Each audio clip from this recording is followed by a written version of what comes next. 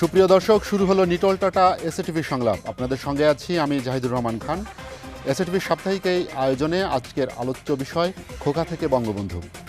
দর্শক, হাজার বছরের শ্রেষ্ঠ বাঙালি জাতির পিতা বঙ্গবন্ধু শেখ মুজিবুর রহমানের ৪৫তম শাহাদত বার্ষিক উপলক্ষে আমাদের আজকের এই বিশেষ আয়োজনে আমার সঙ্গে স্টুডিওতে আছেন মাননীয় প্রধানমন্ত্রী, সাবেক তথ্য উপদেষ্টা, বিশিষ্ট সাংবাদিক ইকবাল সোবহান চৌধুরী, আছেন বেগম রোকেয়া বিশ্ববিদ্যালয়ের উপাচার্য অধ্যাপক ডক্টর নাজমুল হাসান কলিমুল্লাহ, নোয়াখালী বিজ্ঞান ও প্রযুক্তি বিশ্ববিদ্যালয়ের সাবেক উপাচার্য অধ্যাপক ডক্টর এম ওয়াহিদুজ্জামান এবং লেখক, গবেষক, শিক্ষক ডক্টর মাহমুদ নুরুল মমিন।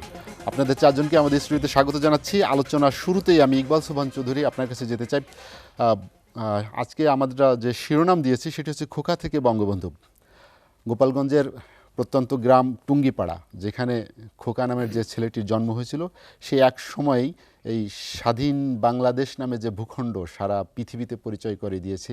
এই বাঙালির স্বাধিকার আন্দোলনের যে নেতৃত্বে তার গড়ে ওঠা, এই যে ক্রমবিকাশ নেতৃত্বের বঙ্গবন্ধু যে বাঙালির নয়নমণিতে পরিণত হলেন, আপনি একজন সাংবাদিক হিসেবে আপনার দৃষ্টিতে বঙ্গবন্ধুর এই নেতৃত্বকে কিভাবে দেখেন?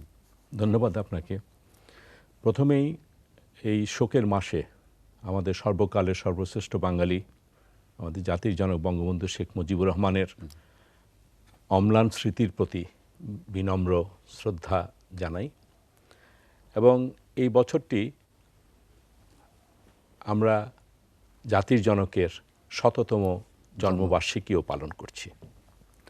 তার মধ্যে আবার যখন আমরা এই জন্মবার্ষিকী পালন করছি এবং আজকে শোকের মাস পালন করছি, সেই সময় সারা বিশ্বের সাথে বাংলাদেশ আমরা করোনা ভাইরাসের সংকটে আছি এবং পাশাপাশি আমাদের বেশ কিছু জেলায় এখনও বন্যা আমাদেরকে আঘাত এনেছে। আপনি যে প্রশ্নটি বলেছেন যে বঙ্গবন্ধু তিনি টুঙ্গিপাড়ায় জন্ম নিয়েছিলেন এবং টুঙ্গিপাড়া, আজকে যারা আমরা টুঙ্গিপাড়াতে যাই তারা অনেকেই কল্পনা করতে পারবেন না যে টুঙ্গিপাড়া আজকের মতো ছিল না। একটি অজপাড়াগাঁ ছিল, অনেক দূর, এবং ঢাকা থেকে রওনা দিলে প্রায় পুরো দিন কেটে যেত। পরের দিন গিয়ে আপনি সে টুঙ্গিপাড়ায় যেতেন। সেখানে জন্ম নিলেন একটি সম্ভ্রান্ত মুসলিম পরিবারে। এই জন্য বললাম একটি সম্ভ্রান্ত, কারণ ওনার যে বাড়ি, সেই বাড়িটি সেই এলাকায় তৎকালীন সময় একটি দালান ছিল, ইটের গড়া দালান ছিল।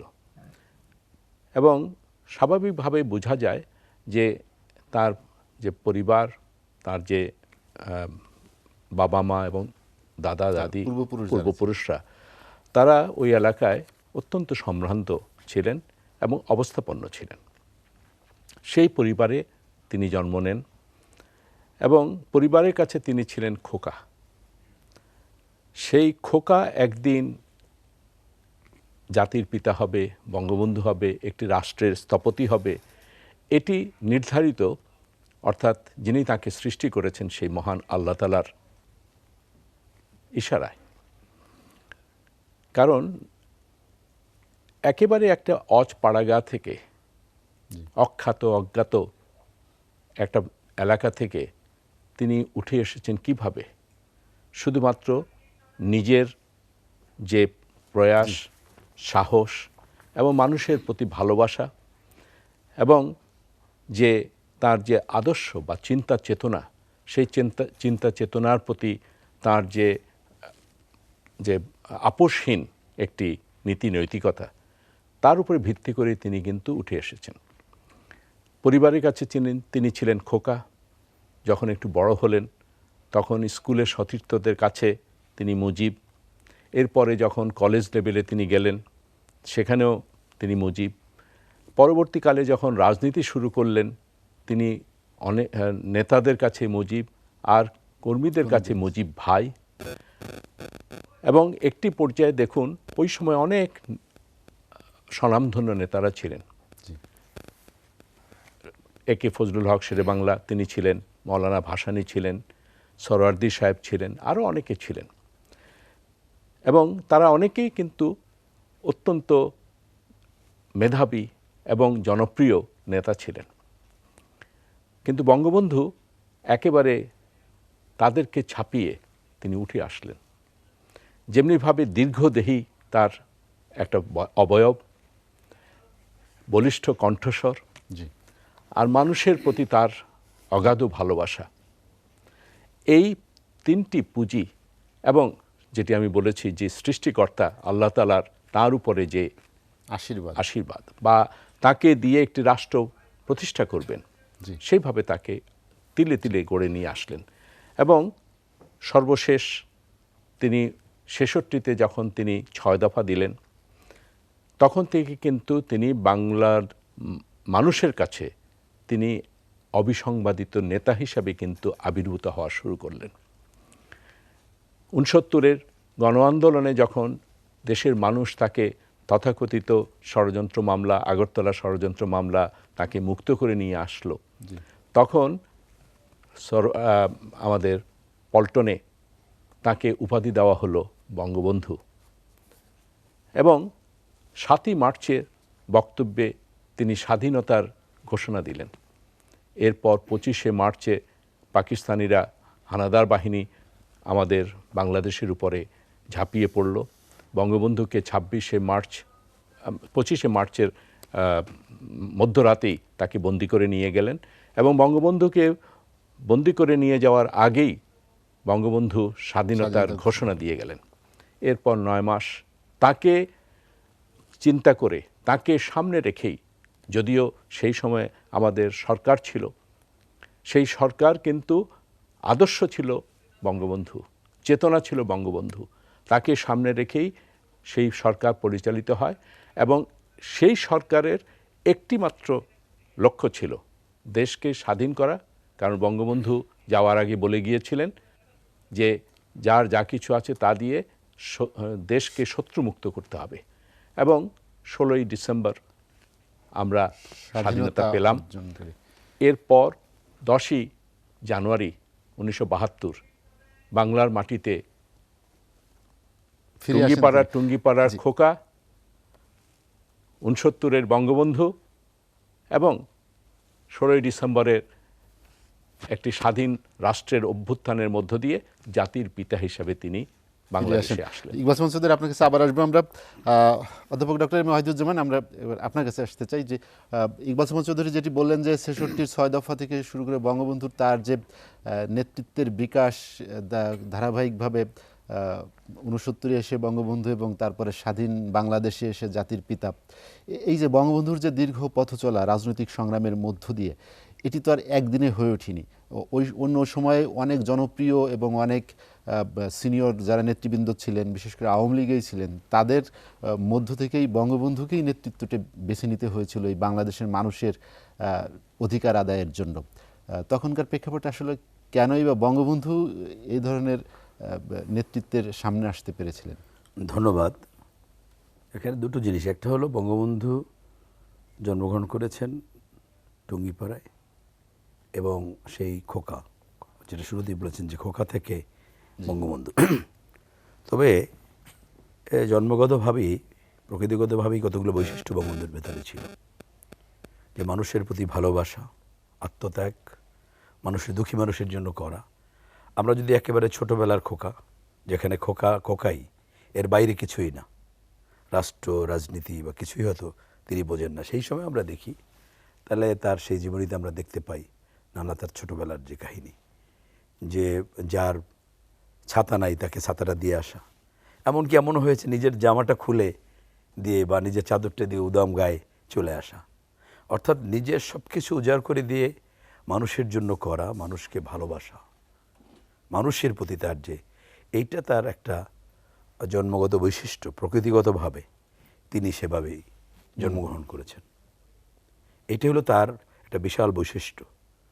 এবং আরেকটা হলো সত্য কথা বলা, ন্যায়সঙ্গত কোনো দাবিকে প্রতিষ্ঠার জন্য যে কোনো আত্মত্যাগ করতে প্রস্তুত থাকা এবং দৃঢ় মনোবল।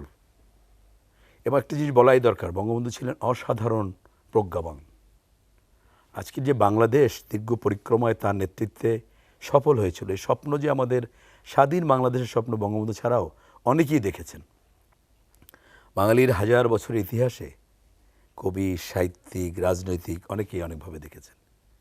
কিন্তু এই স্বপ্ন যদি একটি সফল স্বপ্ন হয়, সেই স্বপ্নের উপকার বঙ্গবন্ধু। এবং আমি বলবো সাহস আর আত্মত্যাগ, তার পাশাপাশি তার মেধা, অসাধারণ মেধাবী ছিলেন বঙ্গবন্ধু। এটা আমরা তার সব আত্মজীবনী পড়লেই আমরা দেখতে পাই।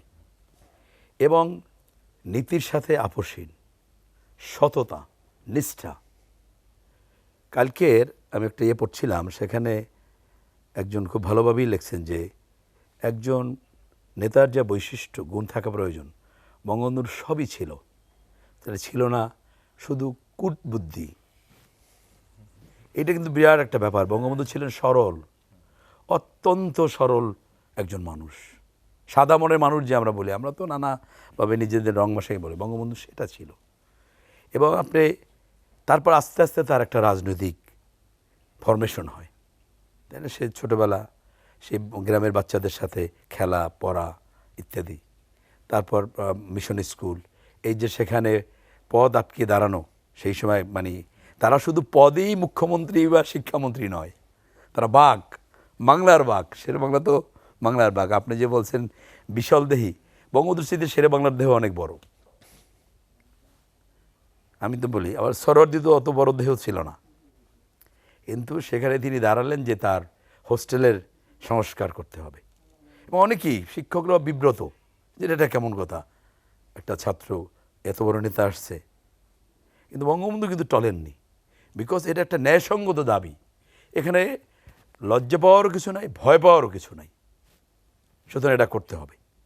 এখান থেকে কিন্তু তিনি দৃষ্টি আকর্ষণ করেন প্রথম নেতাদের। এবং সেই সময় যেই হিন্দু মুসলিম নানা যে বিষয়গুলো, প্রত্যেকটা বিষয়কেই তাকে আলোড়ন করে, কারণ তিনি ছিলেন অত্যন্ত একজন মানবতাবাদী নেতা।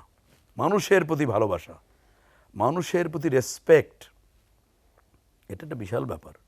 শ্রদ্ধা, irrespective of any kinds of identity. Like আমরা যেমন জাতিসংঘে আমরা বলি চার্টার অনুযায়ী যে নারী পুরুষ কাস্ট ক্রিড বলি না, আপনি বঙ্গবন্ধুটা আপনি দেখেন ঠিক সেইভাবে। কি গরিব কি ধনী, তার একেবারে জাতির পিতা হিসাবে তিনি যে শহীদ হয়েছেন, সেই পর্যন্ত যদি আপনি দেখেন যে মানুষের প্রতি ভালোবাসা, মানুষের প্রতি শ্রদ্ধা, মানুষের প্রতি সম্মান, এই জায়গাটা কিন্তু তার একটা বিশাল জায়গা। এবং এর মধ্য দিয়ে বঙ্গবন্ধু ক্রমান্বয়ে এবং আত্মমর্যাদাবোধ, আত্মপরিচয়, এই আমরা যদি দেখি তার ক্যালকাটার সেই শিক্ষা জীবন, সেখানে তার আত্মপরিচয়, আমরা বাঙালি বা আমাদের একটা দেশ, আমাদের উপরে যে শোষণ তার অবসান করা, দুঃখী মানুষের দুঃখ লাঘব করা, সবাই মিলে বাস করা, হিন্দু মুসলিম খ্রিস্টান বৌদ্ধ, এর মধ্য দিয়েই ক্রমান্বয়ে তার যে রাজনৈতিক ফিলোসফি। বঙ্গবন্ধু একজন নেতা, একজন সংগঠক, একজন রেটরিক স্পিকার, বক্তা, যে ওই যে বলে যে পোয়েট অফ পলিটিক্স, তেমনিভাবে বঙ্গবন্ধু কিন্তু একজন ফিলোসফার, একজন শিক্ষক। এবং আপনি বঙ্গবন্ধু এবং ক্রমান্বয়ে আমরা অত্যন্ত আরও ভালোভাবে, এখন এক সময় তো সুযোগ ছিল না, অসমাপ্ত আত্মজীবনীতে যে জীবনী আপনার 55 সাল পর্যন্ত শেষ হয়েছে, লেখছেন গিয়ে 60-এর দশকে, কিন্তু মনে হবে যে কালকের লেখছে। এই আত্মজীবনী কি বলেন, এমন ফোরসাইটনেস, এমন কথাবার্তা আছে, তাহলে তার মধ্য দিয়েই কিন্তু আসছেন। এবং ধাপে ধাপে তিনি এই যে আমাদের তিনি একজন জাতীয়তাবাদী নেতা, তার যে জাতীয়তাবাদ আমরা মুজিববাদ যে বলি, তার জাতীয়বাদ এবং অ্যান্ডারসন যে জাতীয়তাবাদের প্রবর্তন করেছে, উনি সমাজবিজ্ঞান নিয়ে কাজ করেন, তার মধ্যে কিন্তু পার্থক্য আছে। বঙ্গবন্ধুর জাতীয়তাবাদের মধ্যে আন্তর্জাতিকতাবাদ আছে, বঙ্গবন্ধুর জাতীয়তাবাদের মধ্যে সাম্যবাদ আছে। স্যার, এই জন্য একটা পর্যায়ে তিনি সমাজতন্ত্র নিয়ে আসছেন, শোষণহীন সমাজ, মানুষের প্রতি যে মানুষের শোষণ, সেই শোষণ লাভ করার। দেখেন তিনি ধর্মনিরপেক্ষতা নিয়ে আসছেন। এই যে সেকুলারিজম, ওয়েস্টার্ন সেকুলারিজম না, ওয়েস্টার্ন সেকুলারিজমে বলা হয়েছে ধর্ম থাকবে সেপারেট, স্টেট থাকবে ধর্ম থেকে উদাসীন, কোনো সম্পর্ক থাকবে না। আর বঙ্গবন্ধুর ধর্মনিরপেক্ষতা হলো আমাদের বাঙালির যে সংস্কৃতি, হিন্দু মুসলিম খ্রিস্টান বৌদ্ধ সবাই মিলে আমরা বাঙালি। বঙ্গবন্ধু কিন্তু সেই ধর্মনিরপেক্ষতা নিয়ে আসলেন যে যে ধর্ম উইথ ফেইথ রেসপেক্ট সেই ধর্ম পালন করবে আমরা এবং আপনার কথা- জি। প্রত্যেকের প্রতি শ্রদ্ধা সম্মান জানাবে। আপনার কথা আবার শুনবো আমরা একটু। জি, এই কথা বলে শেষ করি যে বঙ্গবন্ধু এই যে বললেন যে অনেক বড় নেতা ছিলেন এবং বঙ্গবন্ধু অত্যন্ত সাহস করে, অনেকেই বলছে যে তোমার তো ফাঁসি হয়ে যাবে 6 দফা যখন বঙ্গবন্ধু দেন, জি, এবং বঙ্গবন্ধু নিজে বলছে যে আমি যে কোনো আত্মত্যাগে প্রস্তুত, এই 6 দফা বাস্তবায়নে যদি আমার জীবন দিতে হয় আমি দেব। জেল তো আমি আসি জেলে, জেল তো তার ছিল মূল ঠিকানা, বাইরে আর কয়দিন ছিল। এবং সেই 6 দফার মধ্য দিয়েই বঙ্গবন্ধু কিন্তু সবাইকে ছাপিয়ে বাংলার মানুষের কাছে, মূল হলো জনগণের কাছে বিশ্বস্ত একক নেতায় পরিণত হয়েছিলেন 6 দফার অধ্যাপক ডক্টর ওয়াহিদুজ্জামান আপনার কাছে আবার আসবো আমরা। ডক্টর নাজমুল হাসান কলিমুল্লাহ, যেটি অধ্যাপক ডক্টর ওয়াহিদুজ্জামান বললেন যে বঙ্গবন্ধুর যে জাতীয়তাবাদ, যেটি আন্তর্জাতিক জাতীয়তাবাদ, যে তার যে দেশপ্রেম, তার যে ত্যাগ এবং তার যে মানুষের প্রতি যে ভালোবাসা, একজন সমাজবিজ্ঞান হিসেবে আপনার মূল্যায়ন কি? ধন্যবাদ। আমার পূর্ববর্তী দুই আলোচক দুজনই নানান দিক তুলে ধরবার চেষ্টা করেছেন। তো একজন সমাজ বিজ্ঞানের ছাত্র হিসেবে আমি যদি জাতীয়তাবাদের যে প্রেক্ষাপট, সেই দৃষ্টিকোণ থেকে আমাদের জাতির পিতা বঙ্গবন্ধু শেখ মুজিবুর রহমানের যে বেড়ে ওঠা, তার দৃষ্টিভঙ্গির গঠন এবং তার থেকে আমাদের যে নির্দেশনা আমরা পেতে পারি, সেই পার্সপেক্টিভে যদি বিশ্লেষণ করি তাহলে দেখব যে বঙ্গবন্ধু তার নেতা হিসেবে যাকে পেয়েছেন, হোসেন শহীদ সোহরাওয়ার্দীকে, তাকে বলা হয় গণতন্ত্রের মানসপুত্র। তো এইরকম একজন ব্যক্তি এবং তার যে ব্যাকগ্রাউন্ড এবং আপনার এমনকি আধ্যাত্মিক যে উত্তরাধিকার, সোহরাওয়ার্দী তরিকার, সেটা আপনার এক ধরনের মরমী চিন্তা উৎসরিত এবং সেই সঙ্গে যুক্ত হয়েছে পাশ্চাত্য রীতি নীতি কেতার চরম, যেটাকে বলে পারদর্শিতা, সেটা রপ্ত করতে পেরেছিলেন তার নেতা হোসেন শহীদ সোহরাওয়ার্দী এবং তার সাহচর্যে বঙ্গবন্ধু কিন্তু বেড়ে উঠেছেন। রাজনৈতিক যে শিষ্যত্ব সেটি তিনি গ্রহণ করেছিলেন। ফলে দুটোর যে কম্বিনেশন সেটা আমরা এখানে লক্ষ্য করি এবং বঙ্গবন্ধুর মূল যে বিষয়টা আমরা এখানে বরাবর এমফাসাইজ করতে তাকে দেখেছি, সেটি হচ্ছে কেউ যদি ন্যায্য কথা বলে, সে যদি সংখ্যায় একজনও হয়, তার কথা আমরা মেনে নেব। অর্থাৎ ন্যায্যতাটা তার কাছে খুব গুরুত্বপূর্ণ বিষয় ছিল। এবং এই বাঙালি বঞ্চিত হচ্ছে, পশ্চিমারা আমাদের শোষণ করছে, যেই চিন্তা থেকে শেরে বাংলা, সোহরাওয়ার্দী প্রমুখ ব্যক্তিত্ব আমাদের এই অঞ্চলে নেতৃত্ব দিয়েছেন, কৃষক প্রজা থেকে শুরু করে এই যে ইগ্যালিটেরিয়ান একটা চিন্তা, সেই প্রত্যাশাটা কিন্তু ড্যাশড হয়েছে। পাকিস্তান রাষ্ট্র যখন একটা অনিশ্চিত গন্তব্যের দিকে যাত্রা শুরু করলো, শুরু থেকেই কিন্তু বঙ্গবন্ধু বুঝে নিলেন যে এখানে আমাদের আসলে আলটিমেট বসবাস ঘটবে না, এবং সে কারণেই তিনি কিন্তু ওই ন্যায্যতার বিষয়টি এমফাসাইজ করেছিলেন এবং তার সঙ্গে পাশ্চাত্য বিশ্ব, আপনার প্রতীচ্য এবং প্রাচ্য সব মিলে তৎকালীন যে সমসাময়িক বিশ্ব, সেখানে বিভিন্ন ঘটনাবলী তিনি অনুধাবন করবার চেষ্টা করেছেন। এবং পাকিস্তানের ইতিহাসে সবচাইতে সফল প্রধানমন্ত্রী ছিলেন কিন্তু হোসেন শহীদ সোহরাওয়ার্দী। এবং এই পাকিস্তানের সঙ্গে আপনার গণচীনের যে সম্পর্ক স্থাপন বলুন, তারপর পাশ্চাত্য বিশ্বে সবার সঙ্গে যে বন্ধুত্ব করবার একটা চিন্তা, এবং তার পাশাপাশি জোট, যেটা আপনার সিওটো সেন্টো, তার মধ্যে থেকে অপারেট করা, সব কিছু মিলিয়ে যেই অবস্থানটি ছিল, তার উত্তরাধিকার বঙ্গবন্ধুর মধ্যে কিন্তু আমরা পেয়েছি। মূলত মার্কিনরা আমাদের এই যে PL-480 প্রতিশ্রুত যে খাদ্য সাহায্য থেকে আমাদের বঞ্চিত করেছিল, কিন্তু কিউবার সঙ্গে আমাদের সংহতি দেখাবার যে প্রতীকী চেষ্টা আমাদের বঙ্গবন্ধু শেখ মুজিবুর রহমান করেছিলেন, তার এক রকমের ঘটনায় তারা বিরাগভাজন হয়ে কিন্তু কাজটা করেছিলেন। এবং অন দ্য গ্রাউন্ড তখন আপনার খাদ্য সচিব ছিলেন কিন্তু মোমেন খান সাহেব, আমাদের পরবর্তীতে বিএনপি নেতা মঈন খানের পিতা। এবং এই যে ষড়যন্ত্রের জালটা তৈরি হচ্ছিল, সেই প্রক্রিয়াটা কিন্তু সেই ৭১ মুক্তিযুদ্ধের সময় খন্দকার মোশতাকের নেতৃত্বে ডক্টর কামাল সিদ্দিকীদের সহায়তায় কিন্তু এসে পরবর্তীতে এই পর্যায়ে এসে পৌঁছেছিল, এবং যেই জন্যে ওই যে ন্যায্যতার যে বোধ এবং ওই চিন্তা, সেই কারণেই কিন্তু অবশেষে বঙ্গবন্ধুকে তার জীবন উৎসর্গ করতে হয়েছে, শাহাদত বরণ করতে হয়েছে। নাজমুল হাসান কলিমুল্লাহ, আপনাকে আবার আসবো। ডক্টর মাহমুদ নুরুল মোমেন, যেটি নাজমুল হাসান কলিমুল্লাহ বললেন যে একটা ষড়যন্ত্রের জাল বিস্তৃত ছিল, যার জন্য বঙ্গবন্ধুকে সপরিবারে 15 আগস্টে নিহত হতে হয়েছিল। কিন্তু বঙ্গবন্ধুর মতো এরকম একজন আন্তর্জাতিকভাবে যে বঙ্গবন্ধুর যে স্বীকৃতি বা বঙ্গবন্ধুর প্রতি সারা বিশ্ব নেতাদের যে দৃষ্টি ছিল, বাঙালিদের মধ্য থেকে একটি অংশ যারা ষড়যন্ত্র করে বঙ্গবন্ধুর মতো নেতাকে হারিয়ে, আসলে কি পক্ষান্তরে কি বাংলাদেশকেই ক্ষতিগ্রস্ত করা হলো না তখন? অবশ্যই। ধন্যবাদ আপনাকে এই আমার বরেণ্য এবং শ্রদ্ধেয় 3 জন ব্যক্তিত্বের সঙ্গে আমাকে ডাকার জন্য। আমি শ্লাঘা অনুভব করছি এবং তাদেরকে আমি ছোটবেলা থেকে অনেক সম্মান করে আসি। এখন বঙ্গবন্ধুর 100তম জন্মবার্ষিকী চলছে, যেটি মুজিব বর্ষ হিসেবে পালন করছে। মুজিব বর্ষের ভিতরে আমরা আছি। মুজিব বর্ষে এই শোক দিবস মানে বঙ্গবন্ধুর মৃত্যু দিবস, এই কম্বিনেশন কিন্তু আমরা পাবো না। মানে 100তম জন্মবার্ষিকী আমরা পেয়েছি, 150তম জন্মবার্ষিকী কিন্তু পাবো না। আমি অন্তত জীবিত থাকবো না, আমরা কেউ থাকবো না। এবং বাংলাদেশের 50তম বার্ষিকী আসছে আগামী বছর, বাংলাদেশের 100তম বার্ষিকীতেও কিন্তু আমরা থাকবো না। তো বঙ্গবন্ধুর এই যে এইটাকে একটা ইউনিক ব্যাপার যে আজকে তার মৃত্যু দিবস।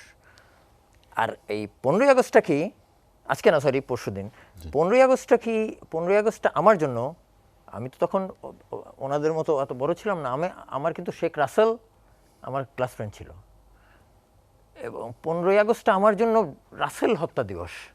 মানে এত ঘনিষ্ঠ ছিল আমার সঙ্গে। ওর একটা ট্রাইসাইকেল ছিল, আমার একটা ট্রাইসাইকেল ছিল।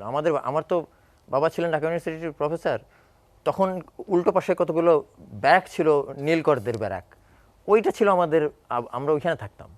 তো টিফিন টাইমে আমরা ট্রাইসাইকেল চালাতাম, ওর একটা ট্রাইসাইকেল ছিল, আমার একটা ট্রাইসাইকেল ছিল, আমাদের ক্লাসে আর কারো ছিল না।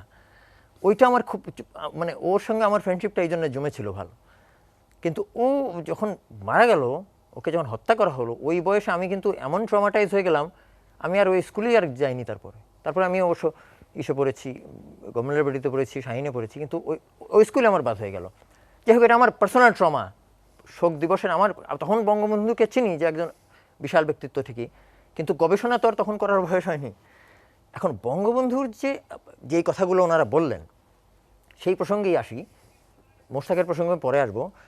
বঙ্গবন্ধুকে আমরা যতই বলি, বঙ্গবন্ধু যে বঙ্গবন্ধুর স্ট্যাচার বোঝেন, 1000 বছরের শ্রেষ্ঠ বাঙালি, কেন সে, এটা কিন্তু বিবিসির জরিপ লাগে না এটা যাচাই করতে। কেন, মানে ধাপে ধাপে আসে, ধাপে ধাপে। ধরেন 700 বছর আগে অতীশ দীপঙ্কর ছিল শ্রেষ্ঠ বাঙালি, গেল, এসে 19 দশক আসলো, রবীন্দ্রনাথ একসময় শ্রেষ্ঠ বাঙালি হয়ে গেলেন। 1913 সালে রবীন্দ্রনাথই শ্রেষ্ঠ বাঙালি, নোবেল প্রাইজ পেয়েছেন। হঠাৎ করে 40-এ এসে এক বাঙালি লাহোর প্রস্তাব দিল, যেই প্রস্তাব হলে আমরা তখনই স্বাধীন হতে পারতাম, যে ওই স্টেটস শব্দটা ছিল, তো শেরে বাংলা। তারপরে 41 রবীন্দ্রনাথ মারা গেল, 40-এর পরে আবার তখন রবীন্দ্রনাথের মিছিল গেল, মৃত্যু মিছিল, রবীন্দ্রনাথ শ্রেষ্ঠ বাঙালি হলো। এরপর নেতাজি ফেল করলো 45-এ এসে, নেতাজিও। কিন্তু এইভাবে রবীন্দ্রনাথ আমাদের শ্রেষ্ঠ বাঙালি ছিল 60 দশক পর্যন্ত। হঠাৎ করে এই যে একটা ব্যক্তি, শালপ্রাংশু দেহ, সে কি স্মার্ট, তার অ্যাপিয়ারেন্স, মানে ফিজিক্যাল অ্যাট্রিবিউটস কি, সেই ব্যক্তিটা 60-এর দশকে এসে কিভাবে বাঙালির মধ্যমণি হয়ে উঠল। রবীন্দ্রনাথ কিন্তু তখন শ্রেষ্ঠ না। রবীন্দ্রনাথ কেন, এবং 71-এ এসে তিনি শ্রেষ্ঠ হয়ে গেলেন কেন? রবীন্দ্রনাথ কিন্তু বাঙালি, যে শ্রেষ্ঠ বাঙালি, এটা তো অস্বীকার করার উপায় নেই, কিন্তু তিনি কেন হলেন? কারণ তিনি বাঙালিকে একটা স্বাধীন দেশ দিতে পেরেছে। রবীন্দ্রনাথ বাঙালির চেতনা দিয়েছে, কিন্তু রবীন্দ্রনাথ তো, আমি আমার পোয়েট অফ পলিটিক্স নিয়ে একটা বই আমি এখন লিখছি এই করোনার মধ্যে, বঙ্গবন্ধুকে নিয়ে 3টি বই লিখছি। এর মধ্যে একটায় আমি আমার এই মুখবন্ধুতে দিয়েছি যে একটা কবি, পোয়েট অফ পলিটিক্স কীভাবে হলো। পলিটিশিয়ান আর কবি কিন্তু পুরো ভিন্ন ধর্মী জিনিস। এই একটা ব্যক্তি যিনি পোয়েটও আবার পলিটিশিয়ান। মোহাম্মদ নুরুল মিলন, আপনার কাছে আবার আসবো, আমরা একটা বিরতি নিয়ে আসবো। দর্শক, নিটল টাটা এসটিভি সংলাপে নিচ্ছে একটা বিরতি, ফিরবো শীঘ্রই, সঙ্গেই থাকুন।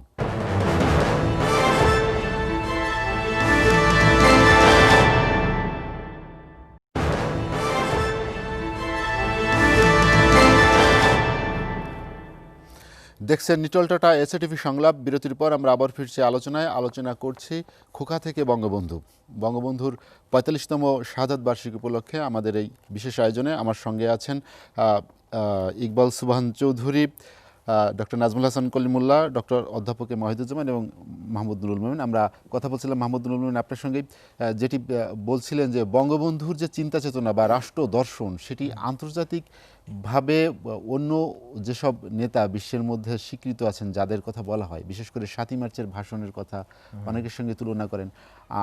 আপনার কি মনে হয় যে ৭ই মার্চের যে ভাষণ, বঙ্গবন্ধুর স্বাধীনতার যে আহ্বান বা বঙ্গবন্ধুর যে রাষ্ট্রচিন্তা, সেটি কি আসলে কারোর সাথে তুলনীয়?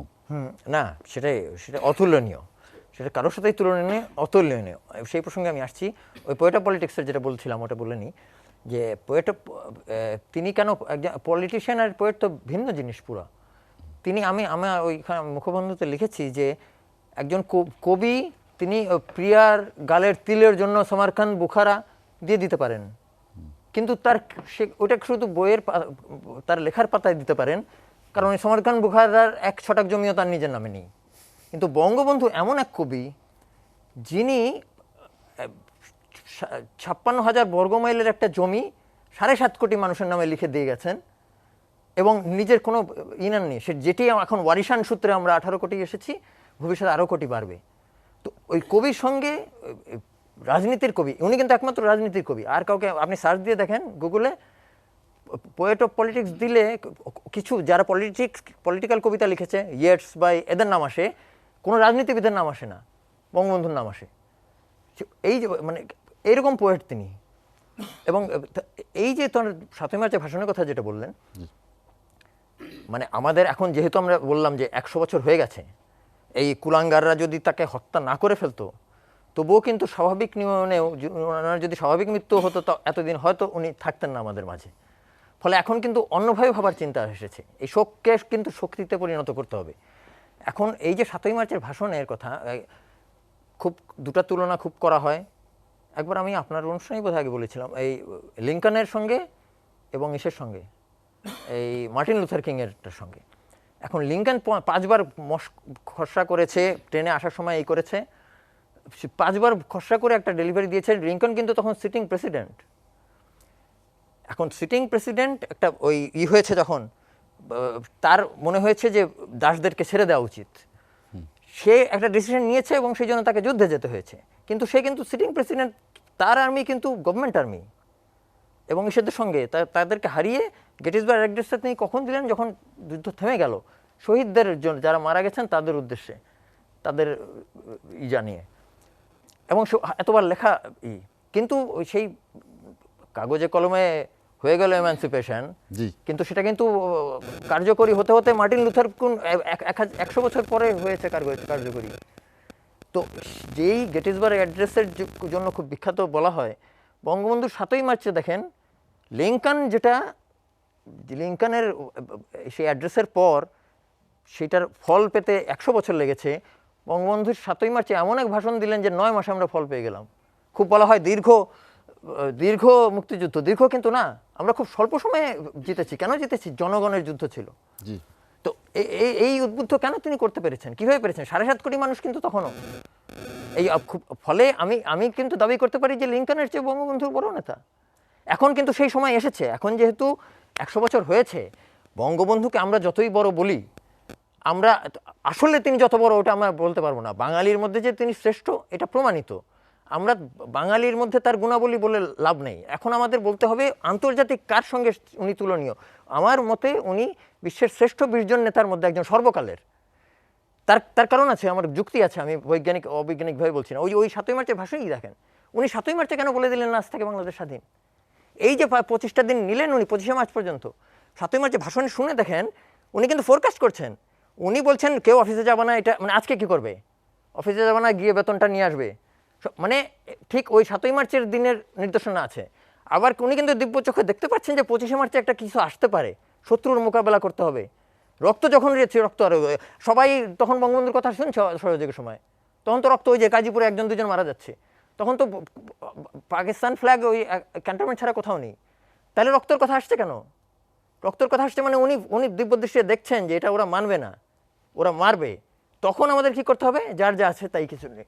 তো এই যে একটা কিন্তু চিন্তা, উনি কিন্তু মানে মাথার থেকে বলছেন, কিছু লেখে নেই। লিঙ্কনের মতো 5বার লেখেনি, 5বার নকশ করেনি, মাথার থেকে বলছে। শুধু ওই 2টা বাক্য তার মাথায় ছিল, আর কিছু ছিল না। এবারের সংগ্রাম আমাদের মুক্তির সংগ্রাম, এবারের সংগ্রাম স্বাধীনতার সংগ্রাম। এই দেখেন কত মডুলেশন, কি স্বাধীনতাটা উনি একেবারে তারায় নিয়ে গেছেন, উদারা তারায় স্বাধীনতাটা, তার মানে স্বাধীনতার এটা কতখানি দিচ্ছে। মাহমুদ নুরুল আপনার কাছে আবার আসবো আমরা।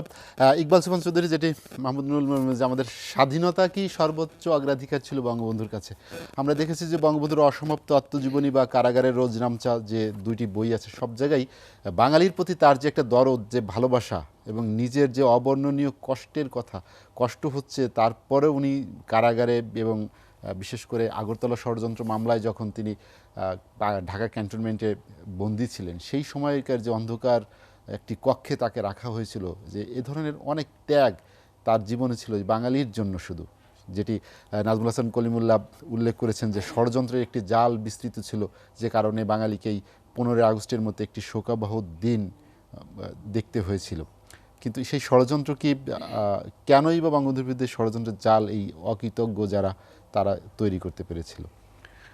দেখুন, বঙ্গবন্ধুকে যখন হত্যা করা হয় তখন কি বলা হয়েছিল? যারা হত্যা করেছিল তারা বলল দেশকে মুক্ত করলো, নাজাত। কিন্তু তাদের 2টো উদ্দেশ্য ছিল। একটি ছিল তাদের প্রতিহিংসা। কিসের প্রতিহিংসা? যে তিনি পাকিস্তান নামক রাষ্ট্রটিকে, সেই রাষ্ট্র পূর্ব পাকিস্তানের বাঙালিদের প্রতি যে বৈষম্য বলুন, অত্যাচার বলুন, নির্যাতন বলুন, তার থেকে মুক্ত করে একটি জাতিসত্তা তৈরি করে সেই জাতিসত্তার হাতে একটি স্বাধীন রাষ্ট্র দিয়ে যাওয়া। বাঙালি ভাষাভাষী কিন্তু আমাদের প্রতিবেশী পশ্চিমবঙ্গেও আছে, কিন্তু তারা কিন্তু আমাদের মতো একটি জাতিসত্তার গৌরব তাদের নেই। এবং তাদের কিন্তু তার একটা প্রদেশ, যেমন আমরা পাকিস্তানে একটা প্রদেশ ছিলাম। আজকে ইতিহাসে এরকম দ্বিতীয় দৃষ্টান্ত নেই যে একটি জাতিসত্তা তৈরি করেছেন এবং একটি স্বাধীন রাষ্ট্র তাদের হাতে উপহার দিয়ে গিয়েছেন। এই জন্যই এই যে পাকিস্তানের যারা ধারক বাহক, তাদের কাছে এটা একটা প্রতিহিংসার বিষয় ছিল, সেই জন্য তাকে হত্যা করা হয়েছে। যদি শুধু ক্ষমতার জন্য যদি হতো, তাহলে একা বঙ্গবন্ধুকে মানলেই তো তারা ক্ষমতাটা নিয়ে নিতে পারতেন, খন্দকার মোশতাক ক্ষমতাটা নিয়ে নিতে পারতেন। তাহলে কেন পুরো পরিবারকে হত্যা করতে হলো? এটা হলো একটা জিঘাংসা এবং প্রতিহিংসা। শুধু সেখানে নয়, 3রা নভেম্বর 4 জাতীয় নেতাকে হত্যা করা হয়েছে, কারণ তারা মনে করেছে যে বঙ্গবন্ধুকে শারীরিকভাবে হত্যা করা যায়, কিন্তু তার আদর্শকে হত্যা করা যাবে না যতক্ষণ পর্যন্ত তার এই আদর্শের সৈনিকরা থাকবে। বঙ্গবন্ধুকে দেখুন, টুঙ্গিপাড়ায় নিয়ে গিয়েছিল, তারা ঢাকাতে দেয়নি, মনে করেছিল যে ঢাকাতে দিলে সেখানে একটা জনগণের হবে। টুঙ্গিপাড়ায় নিয়ে গিয়েছিল, তারা ভেবেছিল যে টুঙ্গিপাড়ায় কেউ যাবে না। বঙ্গবন্ধুকে সমাহিত করা হয়েছে, তার শরীরকে সমাহিত করা হয়েছে, কিন্তু বঙ্গবন্ধুর ইতিহাসকে কিন্তু সমাহিত করা যায়নি। বঙ্গবন্ধুর ইতিহাস কিন্তু এখন চলছে। তবে একটা সৌভাগ্যের বিষয়, 21 বছর আমরা কিন্তু বঙ্গবন্ধুকে, আমাদের স্বাধীনতাকে, আমাদের মুক্তিযুদ্ধের চেতনাকে আমরা আজকে যেভাবে মূল্যায়ন করার সুযোগ পেয়েছি, সেটি কিন্তু পাইনি। বঙ্গবন্ধুর কন্যা, আজকের প্রধানমন্ত্রী জননেত্রী শেখ হাসিনা, তার কাছে আমরা কৃতজ্ঞ। তিনি সেই 75-এর পরে তিনি যখন 81-তে আসলেন, এসে এই রাজনীতি হাত দিলেন, তার দলকে সুসংগঠিত করলেন, দেশের মানুষকে সুসংগঠিত করলেন এবং দেশের জনগণের ম্যান্ডেট নিয়ে তিনি যখন রাষ্ট্রের দায়িত্ব নিলেন সেই সময় থেকেই কিন্তু বঙ্গবন্ধুকে আবার নতুন করে প্রতিষ্ঠা করার এবং স্বাধীনতার চেতনাকে আবার পুনঃপ্রতিষ্ঠা করার আজকে আমাদের প্রয়াস হয়েছে। আরেকটি দেখুন, বঙ্গবন্ধুকে যখন হত্যা করা হয় তখন বলা হলো কি যে একটি এই দেশকে উন্নয়ন হচ্ছিল না, উন্নয়নের দিকে নানা নিয়ে যেতে ধরনের হবে। অপপ্রচার ছিল তখন। বঙ্গবন্ধুকে যখন হত্যা করা হয় তখন আমাদের প্রবৃদ্ধি ছিল 7.4। তার 40 বছর অন্যান্য সরকাররা এসেছে, জিয়া সরকার এসেছে, এরশাদ সরকার এসেছে, বিএনপির খালেদা জিয়া সরকার এসেছে, কিন্তু এই 7.4 এই প্রবৃদ্ধি কোনো সরকারই অর্জন করতে পারেনি। সেটিও দৈবক্রমে তারই কন্যা প্রধানমন্ত্রী শেখ হাসিনার অনুসৃত নীতির কারণের জন্যে আজকে গত বছর আমরা 8.15% আমাদের প্রবৃদ্ধি হয়েছে।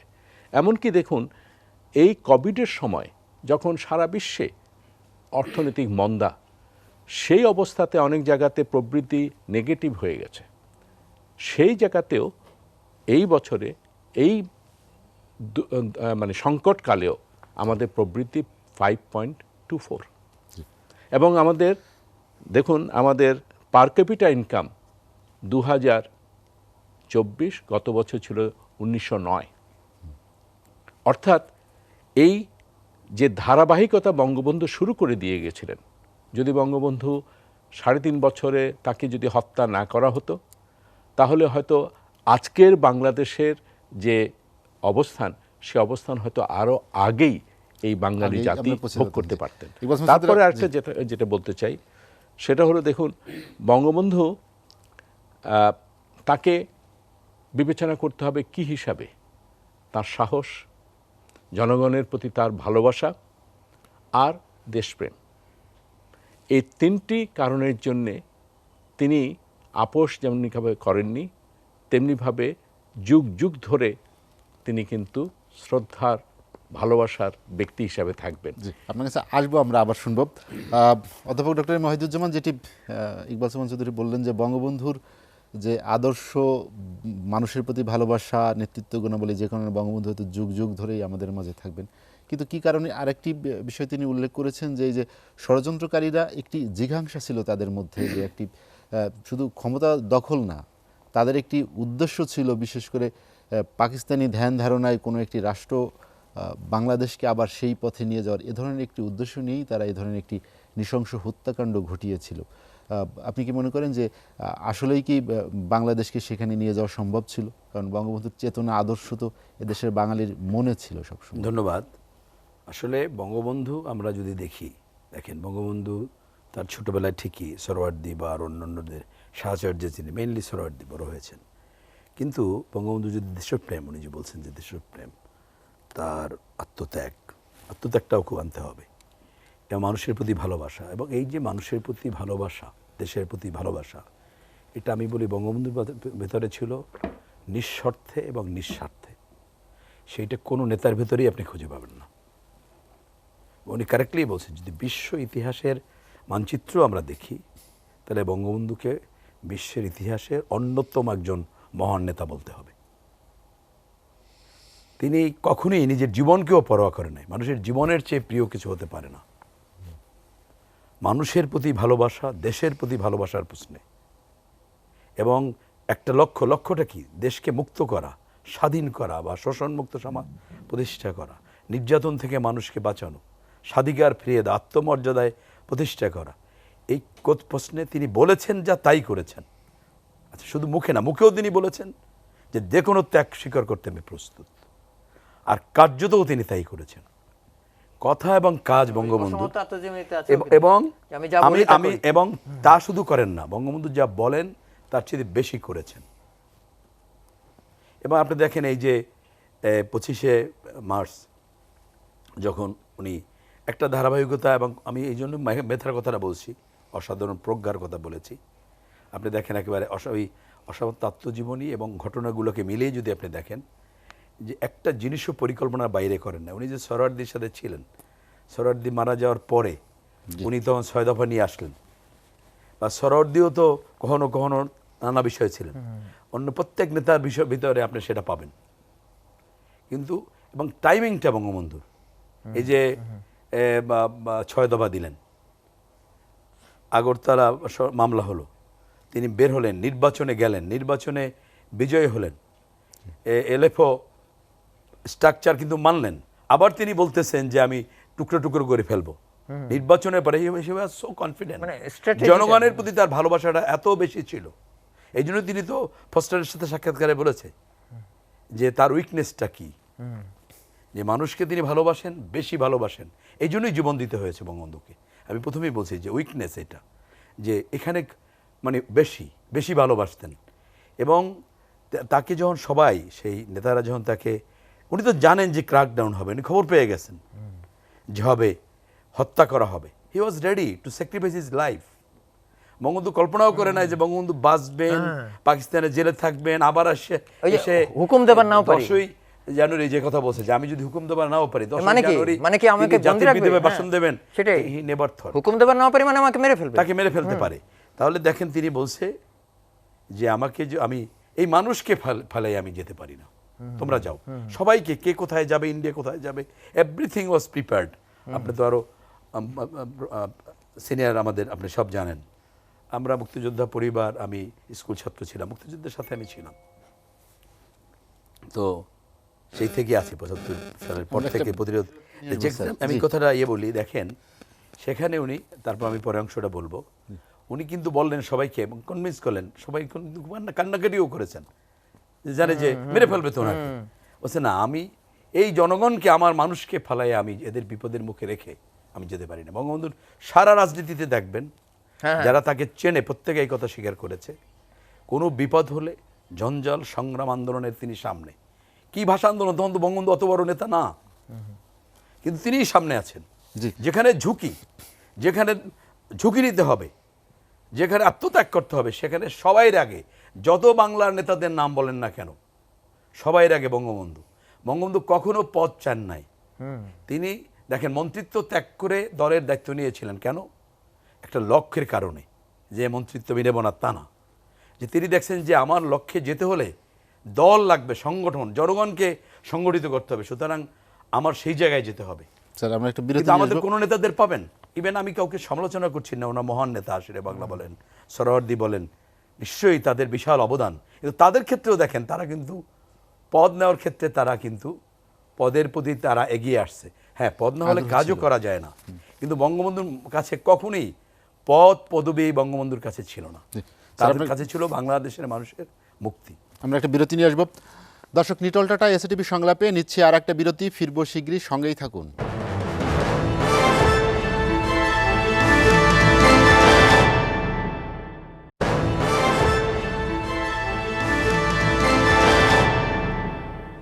দেখছেন নিটল টাটা এসএটিভি সংলাপ। বিরতির পর আমরা আবারও ফিরছি আলোচনায়। অধ্যাপক ডক্টর ওয়াহিদুজ্জামান যেটি বলছিলেন যে বঙ্গবন্ধুর প্রতি এক ধরনের ষড়যন্ত্রকারী যারা ছিল, যাদের একটা জিঘাংসা ছিল যে এটি শুধুমাত্র একটি হত্যাকাণ্ড না, সপরিবারে যখন সবাইকে হত্যা করা হলো, নিশ্চয়ই এর যেটি ইকবাল সামান চৌধুরী বলেছিলেন যে এটি আসলে রাষ্ট্র ক্ষমতা দখল না, একটি জিঘাংসা চারিতার্থ করার একটা।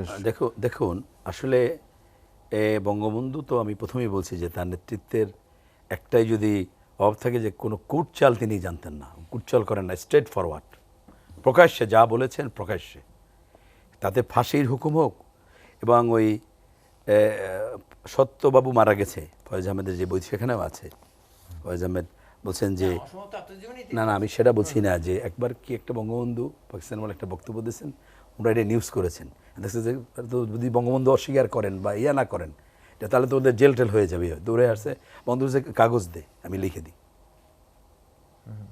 লিখে আমি সাইন করে দিই, যে বঙ্গবন্ধু সেভাবে স্ট্রেট ফরওয়ার্ড ছিল। কিন্তু আমাদের মুক্তিযুদ্ধে একটা তো পাকিস্তানি যারা সেই ভাবধারার একেবারে সেই আপনি ব্রিটিশ বিরোধী আন্দোলনের ধারা থেকেই যারা দেখেন, আমাদের যারা তাদের তল্পিবাহক, সেই শ্রেণী তো তার বিরুদ্ধে আছি।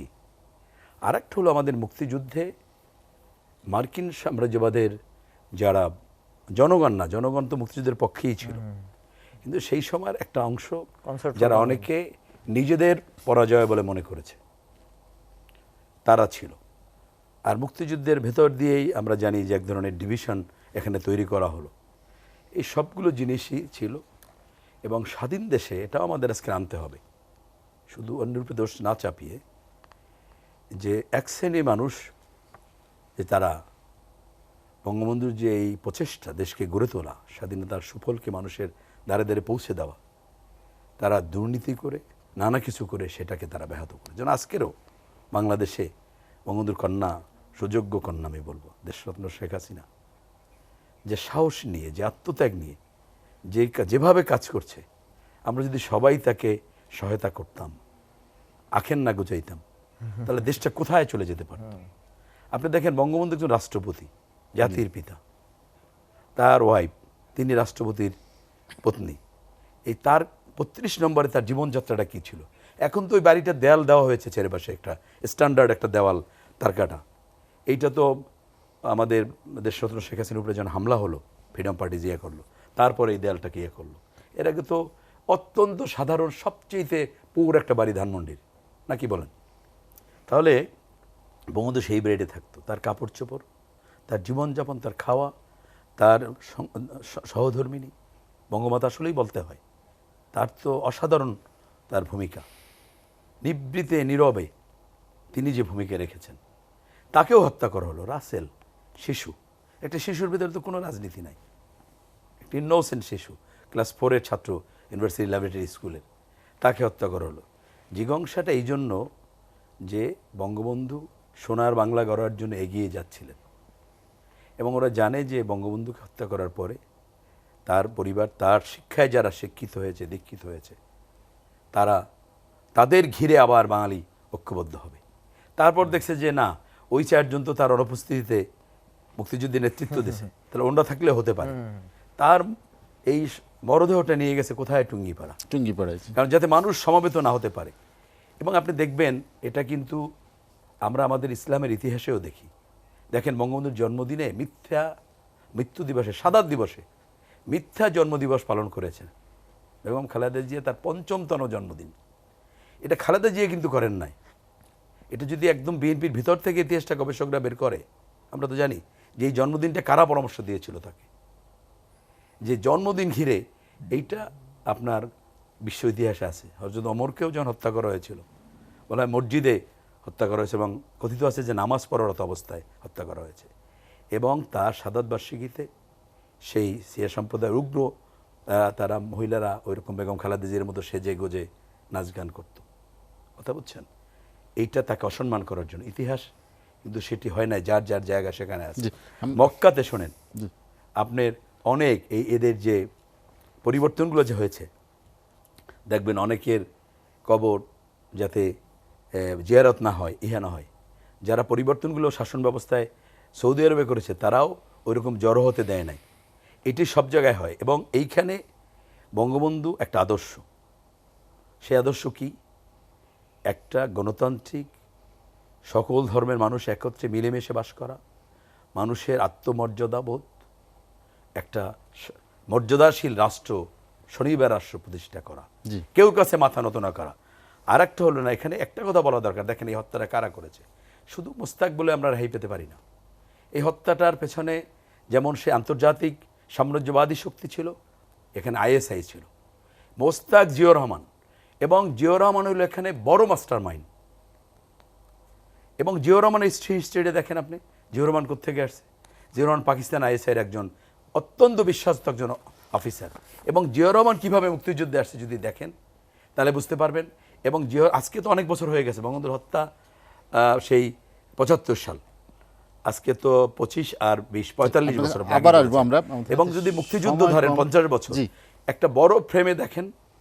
সুতরাং তারা এখানে হত্যা করেছিল নব্য পাকিস্তান সৃষ্টি করার জন্য, তারা হত্যা করেছিল আমাদের স্বাধীনতা।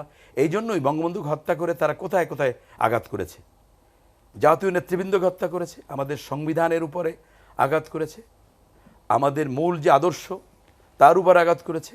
জয় বাংলা বলা যাবে না, নিষিদ্ধ করেছে। জয় বাংলা কি? জয় বাংলা কোনো একটা স্লোগান না, জয় বাংলা আমাদের একটা চেতনা, জয় বাংলা আমাদের একটা শক্তি, জয় বাংলা একটি শোষণমুক্ত সোনার পাকিস্তান বাংলা বাহিনী ভয় পেত প্রতিষ্ঠার। যে জয় বাংলা আগিয়া। সুতরাং এটা প্রতিহিংসা তো বটেই, জিজ্ঞাসা ওই অর্থিত। একদিকে যে সেই বিশ্ব আন্তর্জাতিক শক্তি তাদের একটা বিরাট পরাজয়, আর পাকিস্তানি সেই ষড়যন্ত্রকারীরা সবাই মিলে বঙ্গবন্ধুকে যাতে, এবং তারা তো বলেছিল, আপনি দেখেন এই জন্মদিন পালন করা, জন্মদিন কবে পালন করেছে? 15ই আগস্ট 95 সাল থেকে। এবং তারা বলছে যে 1000 বছরেও আওয়ামী লীগের ক্ষমতা আসতে পারবে না, 1000 বছরে। এবং তারা বঙ্গবন্ধুকে হত্যা শুধু করেনি, আমি বলবো যে কোটি কোটি বার হত্যা করেছে। তাকে হত্যা করে এত গভীরে নিক্ষেপ করা হয়েছে যে লক্ষ বছরে যেন উঠতে না পারে। এবং আমরা যারা বাঙালি, আমরা মুসলমান, আমাদের কিন্তু একটা সংস্কৃতি আছে, মৃত ব্যক্তি আমরা বলি থাক, খারাপ ব্যক্তি হলেও যে মারা গেছে এ নিয়ে কথা বলুন, আল্লাহ মাফ করুক। বঙ্গবন্ধুকে কি সে ক্ষমা করা হয়েছে? রাষ্ট্রযন্ত্র ব্যবহার করে এমন কোনো মিথ্যাচার নাই এই যে খুনি জিয়া সরকার এবং তাদের অনুসারীরা এখানে করেনি। হ্যাঁ, আপনার কাছে আবার আসবো। ওয়াহিদুজ্জামান, অধ্যাপক ডক্টর নাজমুল হাসান কলিমুল্লাহ যেটি ওয়াহিদুজ্জামান বলছিলেন যে বঙ্গবন্ধুর হত্যাকারীদের হয়তো আমরা দেখেছি যাদের কয়েকজনের ফাঁসি কার্যকর হয়েছে বা অনেকেই পলাতক আছেন, কিন্তু হত্যার পেছনে যারা ষড়যন্ত্র করেছিল, মাস্টার মাইন্ড বলতে যাদেরকে বোঝায়, তাদের কি সবাইকে আমরা শনাক্ত করতে পেরেছি? দেখুন, আমরা তো মোটামুটি যারা দণ্ডিত হয়ে ফাঁসি কাষ্ঠে ঝুলেছেন তাদের বিষয়টা আমরা জানি। আর যারা এখনও অ্যাবসকন্ডিং, দেশের বাইরে অবস্থান করছেন, আপনার মেজর নূর, তারপরে কর্নেল রশিদ, তারপরে আপনার মেজর ডালিম। যেমন মেজর ডালিম সম্পর্কে সর্বশেষ আমরা জেনেছিলাম যে তিনি লাহোরে অবস্থান করছেন এবং তার স্ত্রী নিম্মিরকে সমাহিত করা হয়েছে সেখানে, তার কবর, এবং তার আপনার পালিত কন্যাও রেজড হয়েছেন সেখানে। আমার জানা মতে সর্বশেষ তার সঙ্গে একজন স্ট্রেচার সম্পন্ন মানুষ যিনি বাংলাদেশ থেকে গিয়ে মিট করেছিলেন, তিনি জেনারেল মসুদ চৌধুরী, আপনার সেনাপ্রধান ছিলেন, পরবর্তীতে তত্ত্বাবধায়ক সরকারের উপদেষ্টা হয়েছিলেন এবং সর্বশেষ দুদকের চেয়ারম্যান হিসেবে দায়িত্ব পালন করেছেন। তিনি আপনার দুদকের দায়িত্ব নিয়েই ঘোষণা দিয়েছিলেন এবার লড়াই হবে। যে লড়াইটা তিনি শেষ পর্যন্ত করলেন সেটি হলো তার ইউনিটের আপনার প্রতিষ্ঠা বার্ষিকীর অনুষ্ঠানে যোগদানের কথা বলে পাকিস্তানে গিয়ে তিনি আপনার মেজর ডালিমের সঙ্গে বৈঠক করে এসেছিলেন। আমরা যখন পাকিস্তানে নির্বাচন পর্যবেক্ষণ করতে যাই তখন প্রত্যক্ষদর্শীর মুখ থেকে কিন্তু এই কথাগুলো শুনেছি। এবং আমরা এই যে অবস্থানটি এই ধরনের মানুষের, সেটা আমার মনে হয় আলোর নিচে আসা উচিত। কারণ এই ডালিম, নূর, রশিদের মতো বা ফারুকদের মতো লোকজন তারা স্পটলাইটে চলে এসছেন, কিন্তু তাদের যে বিস্তৃত জাল, যারা তাদের সিম্প্যাথাইজার, তারা কিন্তু ঠিকই আপনার আড়ালে আবডালে এখন রয়ে গেছেন। আসলে এই ভাবধারার মানুষদের ফোরফ্রন্টে আলোর নিচে নিয়ে আসতে হবে এবং ইতিহাসের যে অমোঘ নিয়ম তাদের কিন্তু বিচারের সম্মুখীন করা দরকার। কারণ হচ্ছে বারংবার তারা বিভিন্ন অজুহাতে আমাদের লাইনচ্যুত করবার চেষ্টা করেছেন এবং সেই ৭১ মুক্তিযুদ্ধকালীন সময়ে খন্দকার মোশতাক এবং তার আপনার সাচিবিক দায়িত্ব পালন করতেন ডক্টর কামাল সিদ্দিকী, এদের সহায়তায় এবং আপনার মাহবুব আলম চাষি, এদেরই ষড়যন্ত্রে পরবর্তীতে আমরা দেখেছি ৭৫-এর প্রাক্কালে যে জালটা বিস্তৃত হয়েছিল তাতে বলি দিতে হয়েছে, পুরো শাহাদাত বরণ করতে হয়েছে সবাইকে, আমাদের বঙ্গবন্ধুর 2 কন্যা ব্যতীত, যেহেতু তারা বিদেশে অবস্থান করেছিলেন সেই জন্যই তারা কিন্তু স্পেয়ার্ড হয়েছিলেন। যদি তারা দেশে থাকতেন নির্ঘাত তাদেরও চেষ্টা করা হয়েছে বিদেশেও মানে স্পেয়ার করার মানে কোনো সুযোগ বা চেষ্টা ত্রুটি তারা করেনি। এবং পরবর্তীতে যে বার্ডকে ঘিরে যে ষড়যন্ত্রের জাল এবং আপনার ৭৫ এই বিয়োগান্ত ঘটনার পরে অদ্ভুত অদ্ভুত কাণ্ড আমরা দেখলাম। আপনার বাংলাদেশ বেতারকে রেডিও বাংলাদেশ রূপান্তর করার চেষ্টা, মানে ওই রেডিও পাকিস্তানের ভাবধারায়।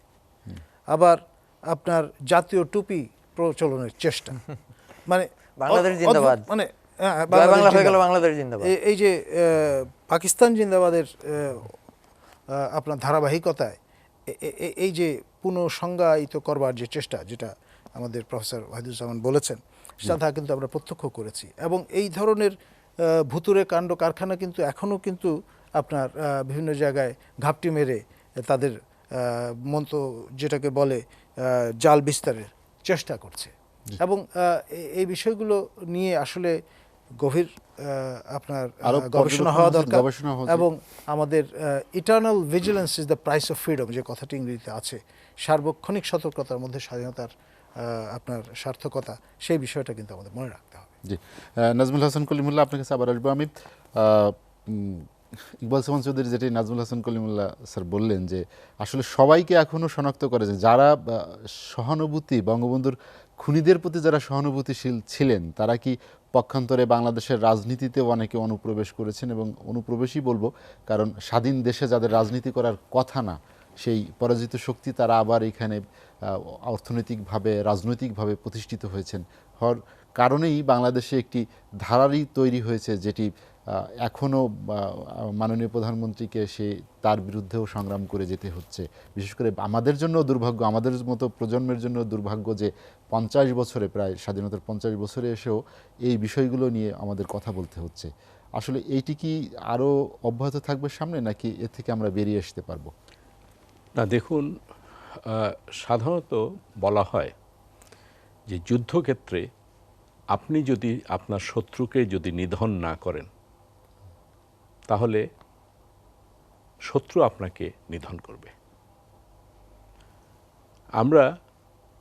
আমরা স্বাধীনতা পেয়েছি, কিন্তু আমাদের যারা স্বাধীনতার বিরোধিতা করেছিল, আমরা তাদেরকে শত্রু হিসাবে আমরা তাদের বিচার সেই সময় করিনি, এবং না করার কারণের জন্য তারা কিন্তু সমাজে বিভিন্নভাবে প্রতিষ্ঠিত হয়েছে, আত্মীয়তা, রাজনীতি, ব্যবসা বাণিজ্য, বিভিন্নভাবে। এবং দেখুন, যাকে বলা হয় যে আপনি নাৎসিদেরকে জার্মানিতে তাদেরকে কিন্তু বিচার করা হয়েছে বিভিন্নভাবে, এখনো হচ্ছে নাৎসিদের। আইন পাশ করা হয়েছে, সেখানে হলোকাস্ট আইন পাশ করা হয়েছে। আমাদের এখানে কত বছর পর আজকের যিনি প্রধানমন্ত্রী, তার কারণের জন্য এই স্বাধীনতা বিরোধী এবং মানবতা বিরোধী অপরাধ যারা করেছে তাদের বিচার হয়েছে। এবং তিনি যখন বিচার শুরু করেন, তখন আমাদের দেশের অনেকেই বলার চেষ্টা কি করেছি, এত বছর পর আবার নতুন করে দেশকে কেন বিভক্ত করা। এবং প্রধানমন্ত্রী শেখ হাসিনা বলেই, কারণ বাবার মতো তার শরীরে রক্ত প্রবাহিত, আত্মসমর্পণ করবেন না, নীতির কাছে মাথা নোয়াবেন না, আন্তর্জাতিক চাপ ছিল, দেশের ভিতরে আগুন জ্বালিয়েছিল, কিন্তু তিনি বিচার করেছেন এই স্বাধীনতা বিরোধীদের। বঙ্গবন্ধুর যারা আত্মস্বীকৃত হত্যাকারী, তাদের তিনি বিচার করেছেন। আজকে আমি তো বলবো যে আমরা এখানে বসে আলোচনা করছি বঙ্গবন্ধুর অবদান, আমরা মুক্তিযুদ্ধের চেতনা, 21 বছর কিন্তু আমরা কেউ কথা বলতে পারিনি। বঙ্গবন্ধুর কন্যা যদি না আসতেন এবং তিনি যদি দেশের মানুষকে সংগঠিত করে যদি এই পর্যায়ে না নিয়ে আসতেন, তাহলে কি আপনি পারতেন আজকে?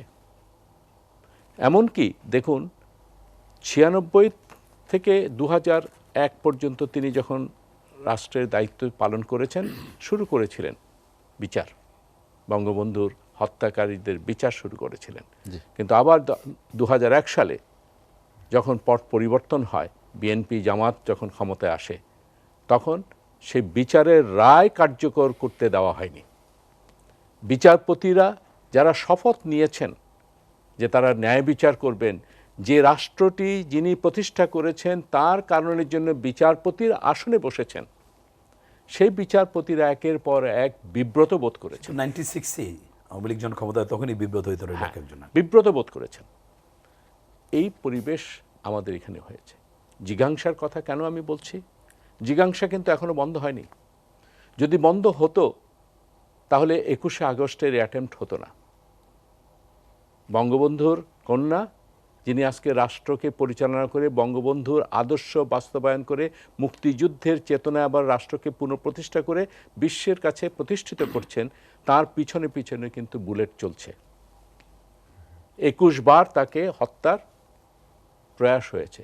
এরা সবই কিন্তু সেই স্বাধীনতা বিরোধী, বঙ্গবন্ধুর আদর্শের বিরুদ্ধে, বাংলাদেশের মুক্তিযুদ্ধের বিরুদ্ধে, তারা সবাই। তাই কমিশন, আমি মনে করি কমিশন করলে পরে খুব বেশি আপনাকে চেষ্টা করতে হবে না। যারা এই ইন্ডেমনিটি, আপনি বলুন যে ইন্ডেমনিটি আত্মস্বীকৃত খুনিদের বিচার করা যাবে না এমন একটি আইন কোনো সভ্য দেশে প্রতিষ্ঠিত হতে পারে? কোনোদিন হতে পারে না। কিন্তু সেটা প্রতিষ্ঠিত করেছে, এবং সেটাও কিন্তু দেখুন অবৈধভাবে। কীরকম? যখন পার্লামেন্ট থাকে না তখন সাধারণত রাষ্ট্রপতি অর্ডিন্যান্স দিতে পারেন। সেই অর্ডিন্যান্সটি আবার যখন পার্লামেন্ট হয় সেখানে থেকে পাশ করা হয়। খন্দকার মোশতাক যখন পার্লামেন্ট ডিসলভ, খন্দকার মোশতাক তিনি দিলেন এই ordinance. Khondaker Mostaq was not the president, তিনি প্রেসিডেন্ট নন, তিনি রাষ্ট্রপতি হতে পারেন না। কারণ সাধারণত বঙ্গবন্ধুর পরে সংবিধান অনুযায়ী যিনি রাষ্ট্রপতি হওয়ার, তিনি ছিলেন সৈয়দ নজরুল ইসলাম সাহেব, ভাইস প্রেসিডেন্ট হিসাবে। তিনি ভাইস প্রেসিডেন্টও যদি না থাকেন তাহলে স্পিকার। কিন্তু সব ভেঙে, সংবিধান ভেঙে খন্দকার মোশতাক প্রেসিডেন্ট হলেন, অবৈধ প্রেসিডেন্ট। সেই অবৈধ প্রেসিডেন্ট অবৈধ অর্ডিন্যান্স করলেন, এবং 21 বছর যারা ক্ষমতায় ছিলেন তারা 21 বছর এই অবৈধ অর্ডিন্যান্স দিয়ে বঙ্গবন্ধুর, আমাদের জাতির পিতার হত্যার বিচার করতে দেয়নি। আদালত বলুন, যারা সরকারে এসেছে তারা বলুন, সবাই। আজকে কমিশন হওয়া উচিত, বিচার তো দূরের কথা না, আমি উচ্চারণ করতে চাই, এই কমিশন হওয়া উচিত এই কারণের জন্য, কারণ তাদের বিচার হবে কিনা পরবর্তী, কিন্তু কারা দেশীয় বিদেশি, কারা এই হত্যার পিছনে ছিল, সেই শক্তিগুলো, ব্যক্তিগুলোর মুখোশ উন্মোচন করে দেওয়া দরকার ইতিহাসের কারণে। আমরা একটা বিরতি নিয়ে আসছি। দর্শক, নিটল টাটা এসএটিভি সংলাপে নিচ্ছে আর একটা বিরতি। ফিরবো শীঘ্রই, সঙ্গেই থাকুন।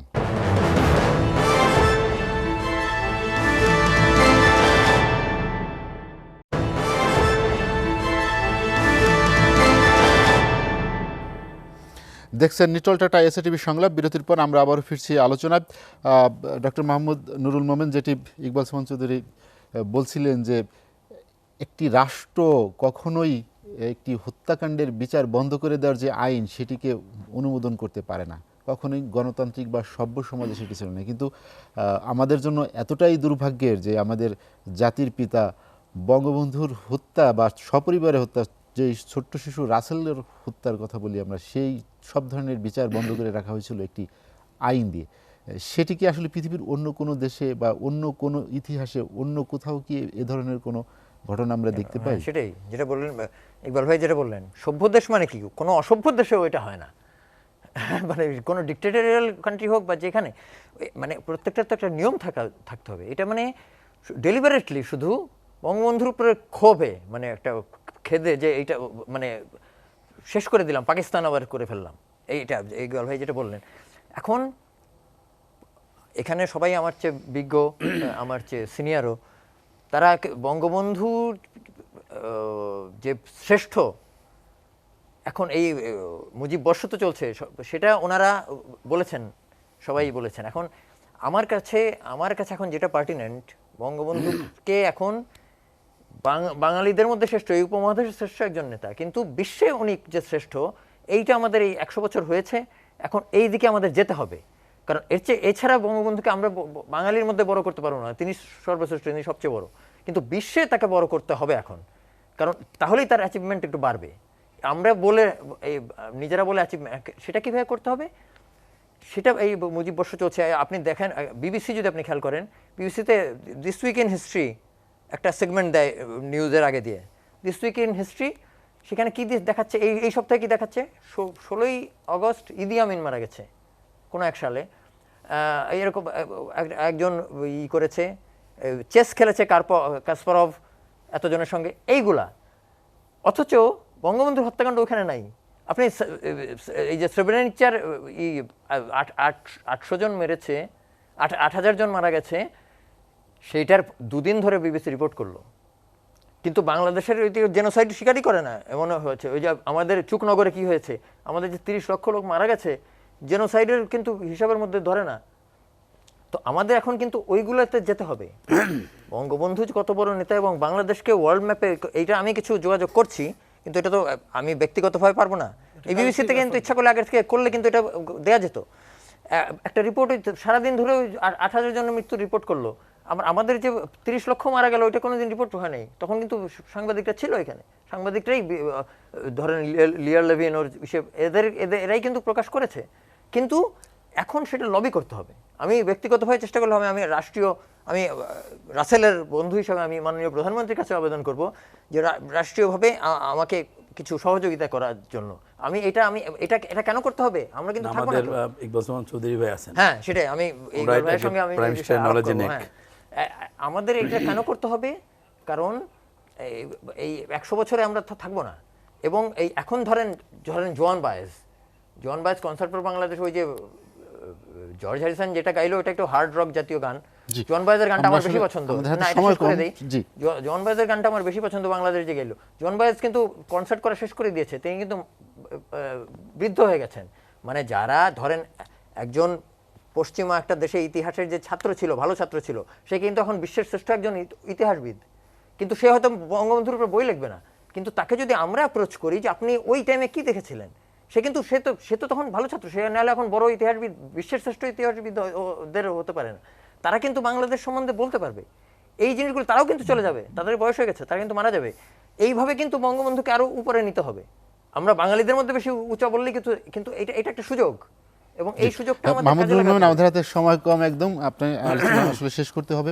আপনাকে অসংখ্য ধন্যবাদ অধ্যাপক এম ওয়াহিদুজ্জামান। আপনার কাছে আসলে যদি একদম আমরা সংক্ষেপে জানতে চাই যে বঙ্গবন্ধু যে আদর্শ চেতনা, মুক্তিযুদ্ধের চেতনা, আমরা অনেকটাই দেখি তার সরকার বা আওয়ামী লীগ, তার গঠিত যে দল আওয়ামী লীগ দীর্ঘদিন টানা ক্ষমতায় আছে, এরপরও কিন্তু আমরা বঙ্গবন্ধুর আদর্শের পুরোপুরি বাস্তবায়ন বা আদর্শ বিচ্যুতির অনেক ঘটনা দেখেছি। আমি একদম সংক্ষেপে জানতে চাই যে বঙ্গবন্ধু দুর্নীতির বিরুদ্ধে যে অভিযান সেটা আমি নিজেই নিয়ে আসতাম। দুইটা কথা আমি বলি। একটা হলো যে কথাটা বলছেন কমিশন, স্পষ্ট দেখেন আপনি, মোস্তাকে ঘোষণা দিল ৫ম সংশোধনীতে মরহুম জিয়াউর রহমান ৫ম সংশোধনীতে এটা সংবিধানের অংশ করল। মনে রাখতে হবে, সামরিক স্বৈরশাসন, ব্রুটাল ডিকটেটর, তাকে টোটাল স্বাধীনতা বিরোধী শক্তি, খুনি চক্র সবাই মিলে তাকে একটা সিম্বল করলো, একেবারে তার সেরা গেঞ্জি বের করলো, অমুক করলো। মানে নেতার বিপরীতে নেতা, মাঠের বিরুদ্ধে মাঠ, বুঝতে হবে। এবং কেন করলো তাহলে, কেন উনি বললো যে ওদের হত্যা বন্ধ করার জন্য করে নাই, এই ইন্ডেমনিটি অধ্যাদেশ হয়েছে তারা ওই খুনিদের নিজেদের হত্যা বন্ধ করার জন্য।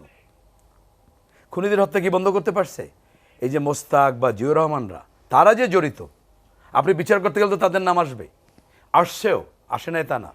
উচ্চ আদালতের অবজারভেশনে কিন্তু জিয়াউর রহমানের নাম আসছে, আর মোস্তাক তো সবাই জানি। তাহলে বিচার কেন করা যায় না? যেটা আমরা বারবার বলেছি, এখানে আমি একমত না যে বঙ্গবন্ধু হত্যার বিচার স্বাভাবিক আইনে হয়েছে। হ্যাঁ, 96-এ একটা সীমাবদ্ধতা ছিল সরকারের, এইটা অবশ্যই ট্রাইব্যুনাল হওয়া উচিত ছিল, তাহলে বিচার আরও সহজ হতো, আরও অনেক আনা যেত। আর একটা হলো আমি আইনের ছাত্র হিসেবে বলছি, আমাদের প্যানেল কোড সিআরপিসিতে মৃত ব্যক্তির বিচার করা যায় না। এই কারণে জিয়াউর রহমান বা মোস্তাকের কিন্তু আপনি বিচারের আওতায় নাম আসলেও আপনি প্রসিড করতে পারবেন না।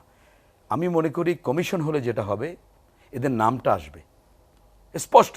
উনি ঠিকই বলছে, খুব বেশি দূর যেতে হবে না, ওই খুনিরাই তো বলছে জিয়াউর রহমান কি বলেছেন, মোস্তাক কি করেছেন, এখনও তো অনেকে জীবিত আছে, বলছে না?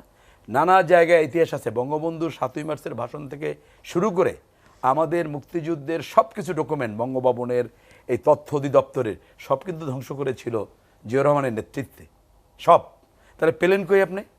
96-এর পরে, 96-এ আওয়ামী লীগ ক্ষমতা আসার পর কিছু বিবিসি থেকে সংগ্রহ করেছে, উনি জানেন, উনি তো হিসেবে ছিলেন।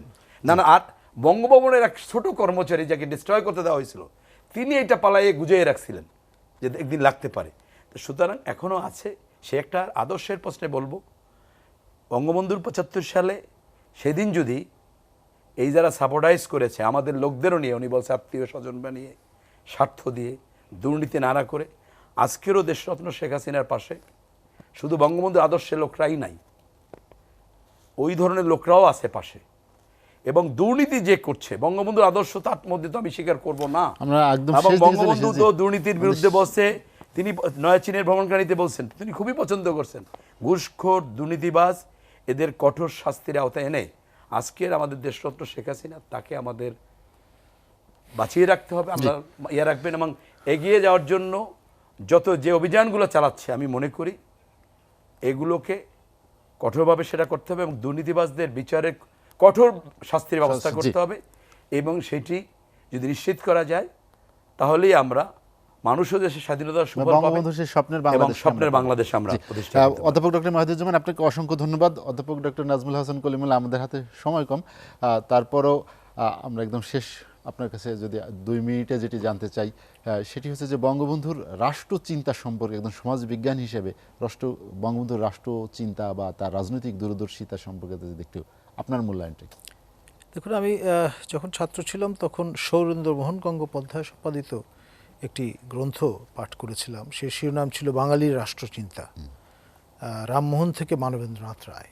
কিন্তু এখন সময় এসছে এম.এন. রয়ের পরে সেটা এক্সটেন্ড করে বঙ্গবন্ধু অ্যান্ড বিয়ন্ড, আমাদের অনারেবল শেখ হাসিনা পর্যন্ত নিয়ে আসার। কারণ ওই চিন্তাবিদেরা রামমোহন থেকে এম.এন. রয় পর্যন্ত তারা কিন্তু স্বাধীন সার্বভৌম বাঙালির রাষ্ট্র সেটি নিয়ে চিন্তা করার অবকাশ এবং সুযোগ পাননি। ঔপনিবেশিক ওই কাঠামোর মধ্যেই তারা আবর্তিত ছিলেন। তো সুতরাং আমার মনে হয় এখন সময়ের দাবি আপনার বাঙালির রাষ্ট্রচিন্তার নবতর সংস্করণ হাজির করবার। জি, নাজমুল হাসান কলিমুল্লাহ, আপনাকে অসংখ্য ধন্যবাদ। ইকবাল সুমন চৌধুরী, আমরা একদম শেষ দিকে চলে এসেছি, যেটি নাজমুল হাসান কলিমুল্লাহ যে নবতর সংস্কার যেটি দরকার, সেটি আসলে সেই নেতৃত্বের কাছাকাছি সময়ে আমরা যখন ছিলাম না, অর্থাৎ আমাদের প্রজন্ম যখন ছিল না, বঙ্গবন্ধুর সেই নেতৃত্ব দেখার সুযোগ হয়নি। কিন্তু তার সেই চেতনা বা আদর্শবোধকে আসলে আর কতটুকুন বা কতটা পথ হাঁটলে বা কতটা ত্যাগ স্বীকার করলে আমরা সেই স্বপ্নের বাংলাদেশের দিকে এগোতে পারব? দেখুন, বঙ্গবন্ধু তিনি শুরু করেছিলেন, জি, শেষ করে যেতে পারেননি। একটি স্বাধীন রাষ্ট্র স্থপতি হয়েছিলেন, কিন্তু স্বাধীন রাষ্ট্রের তিনি যে যাত্রা শুরু করেছিলেন, সেই যাত্রা মাঝপথে থামিয়ে দেওয়া হলো, অর্থাৎ তাকে হত্যা করার মধ্য দিয়ে। তিনি রাষ্ট্রকে শুধু যে মানে প্রশাসনিক যে কর্মকাণ্ড শুধু তাই নয়, এই রাষ্ট্রের যে কথাগুলো আপনারা বললেন, যে রাষ্ট্রের যে কার্যক্রম, রাষ্ট্রের যে চিন্তা চেতনা বা লক্ষ্য, সেগুলো তিনি শুরু করেছিলেন। সৌভাগ্যের বিষয় যে বঙ্গবন্ধুর হত্যার এত বছর পরে এসে তার কন্যা সেগুলো একটি একটি করে বাস্তবায়ন করছেন। যেমন ধরুন, আমাদের সমুদ্র সীমা অর্জন বঙ্গবন্ধু শুরু করেছিলেন, তার সুযোগ্য কন্যা প্রধানমন্ত্রী শেখ হাসিনা আন্তর্জাতিক আদালতের মাধ্যমে সেটা প্রতিষ্ঠা করেছেন। আমাদের ছিটমহল, অর্থাৎ আমাদের যে বর্ডার, সেটি বঙ্গবন্ধু চুক্তি করলেন ৭৪-এ, মুজিব ইন্দিরা চুক্তি। সেই চুক্তি এত বছর কিন্তু বাস্তবায়িত হয়নি। বঙ্গবন্ধুর কন্যা সেটিকে বাস্তবায়ন করেছে। একদম শেষ দিকে চলে এসেছি। তাই আমি মনে করি, যদি বঙ্গবন্ধুর কন্যা তিনি থাকেন, তিনি যেটা শুরু করেছেন, বঙ্গবন্ধুর আত্মস্বীকৃত হত্যাকারীদেরকে তিনি বিচার করেছেন, আমাদের কপাল থেকে যে পিতৃ হত্যার যে কলঙ্ক সেটি মুছে দিয়েছেন, মানবতা বিরোধী অপরাধ এবং স্বাধীনতা বিরোধী বিচার তিনি করেছেন, ন্যায় বিচারের একটা দৃষ্টান্ত তিনি স্থাপন করেছেন, আর দেশকে মুক্তিযুদ্ধের চেতনায় আবার নূতন করে প্রতিষ্ঠিত করে, মুক্তিযুদ্ধের ইতিহাসকে আবার নূতন করে তিনি প্রতিষ্ঠিত করে আমাদের নূতন প্রজন্মকে এগিয়ে নিয়ে যাচ্ছেন। এটি হলো, আমি মনে করি, তার সাথে যদি কমিশনটা হয় তাহলে ইতিহাসকে আবার নূতন করে জানার সুযোগ হবে সুযোগ নতুন হবে। করে। জি, ইকবাল চৌধুরী, আপনাকে অসংখ্য ধন্যবাদ। আমাদের আলোচনা শেষ করতে হচ্ছে একদম শেষ দিকেই। দর্শক, 15 আগস্টে বঙ্গবন্ধু সহ যারা নিহত হয়েছেন তাদের বিদেহী আত্মার মাগফিরাত কামনা করছি এবং বঙ্গবন্ধু পরিবারের নিহত সকল সদস্যের প্রতি অকৃত্রিম ভালোবাসা এবং শ্রদ্ধা জানিয়ে শেষ করছি নিটল টাটা এসএটিভি সংলাপ। দর্শক, জানিয়ে রাখি, নিটল টাটা এসএটিভি সংলাপ প্রচারিত হয় বৃহস্পতিবার রাত 11:30 এবং পুনঃপ্রচার হয় শুক্রবার সকাল 7:30টায়। আজ এ পর্যন্তই। ভালো থাকুন, সুস্থ থাকুন, এসএটিভির সঙ্গেই থাকুন।